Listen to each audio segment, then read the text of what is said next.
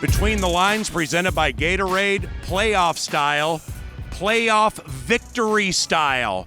The Minnesota Vikings walk off on the New Orleans Saints. It's Cousins to Rudolph, back left of the end zone, and they win the game 26-20. Ben Leber, Paul Allen. I'm just going to get this out of the way, the voodoo out of the way early, okay? Ben was a linebacker on the 2009 Minnesota Vikings. We're an overtime game here, courtesy of Garrett Hartley, and a bunch of extenuating circumstances did not work the right way. Today did work the right way. How are you feeling?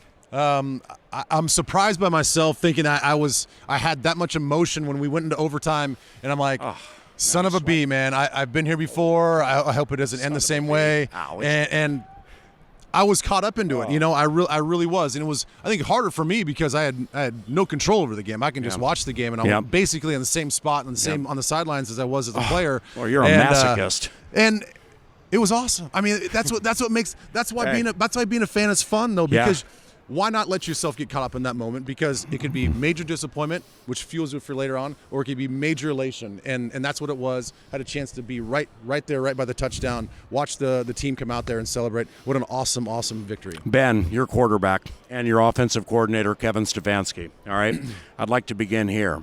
Marshawn Lattimore is incredibly good. 2017 Defensive Rookie of the Year. He leaves the game. Patrick Robinson, 10th year Florida State. Now, Patrick's had a good career. Patrick either didn't play at all today or hadn't played much. Comes into the game in overtime. Your offensive coordinator and your quarterback with Adam Thielen, they go right at him to get inside the 5.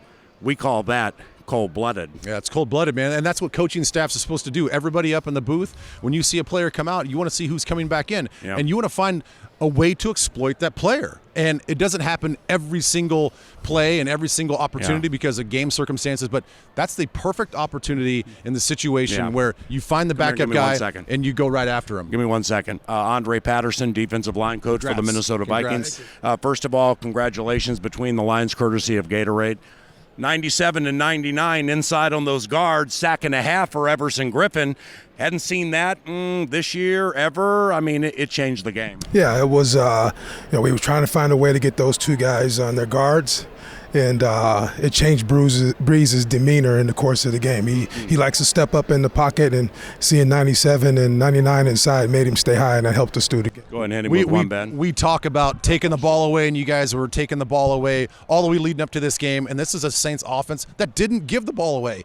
Yeah. What did you guys see, and how did you guys prepare for this game to attack the football and take the ball away? Well, I think you got to go back the last 4 weeks. That's something that we've been doing very well on defense the last 4 weeks, and we tried to carry it on to this game. And, they throw a lot of short underneath routes. That's why Breeze's percentage is so good. Yeah. So we said, hey, rally, and then let's get the ball. And the guys did a great job executing. You, Robert Rodriguez, your assistant, George Edwards, Mike Zimmer, entire defense. You guys are geniuses, man. Yeah. That was phenomenal today. That's one down. That's one down. That's right. The good news is Kyle Shanahan in San Francisco and those exotic schemes, man, it gets easy next week, right? It only gets harder, but that's why you do it, right? God bless you, Andre. Congratulations. Thank you. Congrats. Thank you. Andre Patterson, defensive line coach for the Minnesota Vikings. Maybe the first guest we've had in the history. Impromptu guest. I like that. Between the lines, courtesy of Gatorade.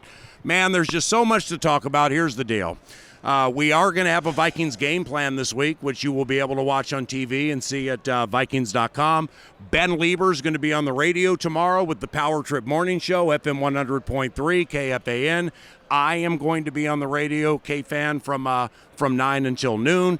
We're going to offer up a ton of opinions, probably jump on Twitter. But in closing, Dalvin Cook had a couple of rushing touchdowns. We just talked about the importance of moving Griffin and Hunter inside, defensive tackles to exploit those guards, and it worked. And anything else you'd like to leave us with? Offensive line.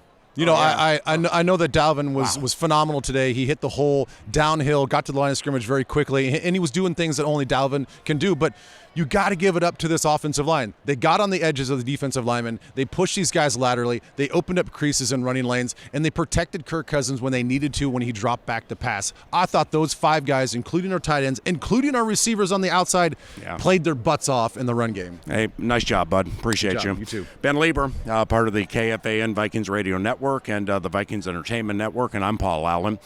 We play San Francisco on Saturday. San Francisco is the 1 seed. Divisional round of the postseason. Can't wait.